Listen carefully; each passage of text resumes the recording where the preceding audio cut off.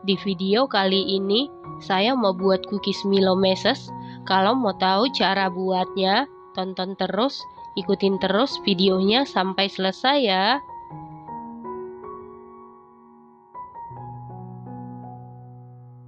Pertama-tama siapkan wadah, lalu masukkan 300 gram margarin. Saya menggunakan Blue Band Cake and Cookie.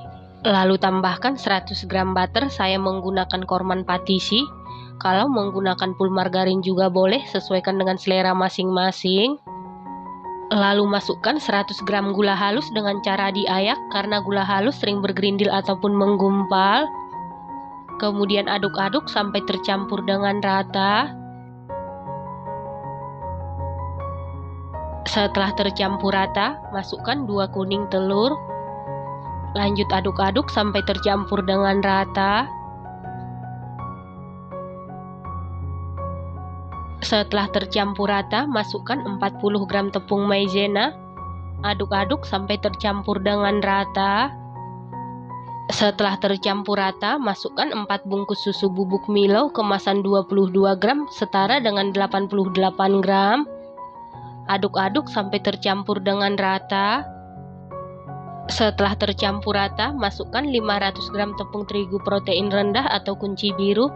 Dimasukkan secara bertahap, lalu aduk-aduk sampai tercampur dengan rata. Untuk tepung terigunya saya masukkan sebanyak 2 tahap ya teman-teman.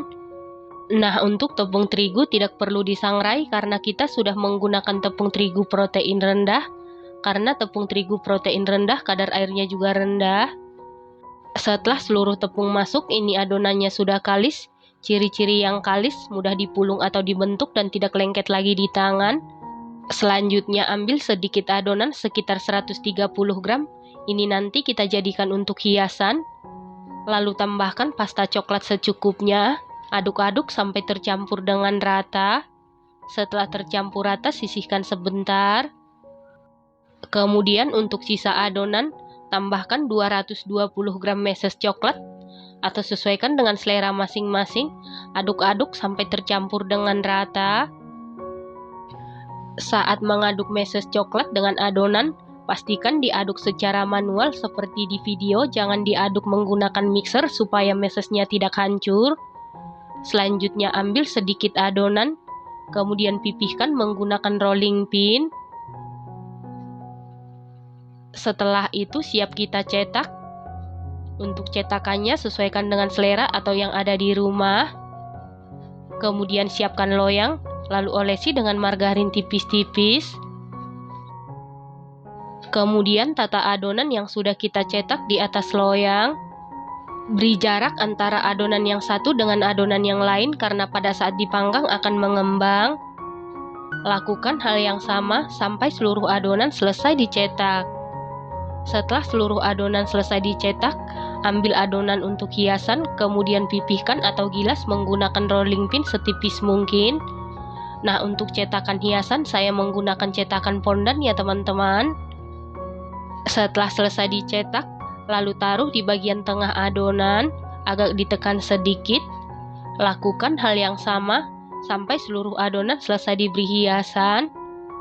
Setelah seluruh adonan selesai diberi hiasan seperti ini, lalu adonan ini siap kita panggang, dan ini ovennya sebelumnya sudah dipanasi. Lalu masukkan loyang yang berisi adonan ke dalam oven. Di sini sekaligus saya panggang 2 loyang, panggang sekitar 40 menit menggunakan api sedang cenderung ke kecil. Nanti di menit ke-20 tukar posisi loyang yang dari atas ke bawah, yang dari bawah ke atas supaya matangnya merata. Dan jangan lupa untuk lubang yang di atas dibuka. Nah, untuk oven listrik juga sudah dipanasi. Masukkan loyang yang berisi adonan ke dalam oven. Panggang di suhu 140 derajat Celcius, api atas bawah selama 40 menit sampai matang. Yang di oven tangkring sudah 20 menit, tukar posisi loyang yang dari atas ke bawah, yang dari bawah ke atas supaya matangnya merata, lanjut dipanggang sekitar 20 menit lagi.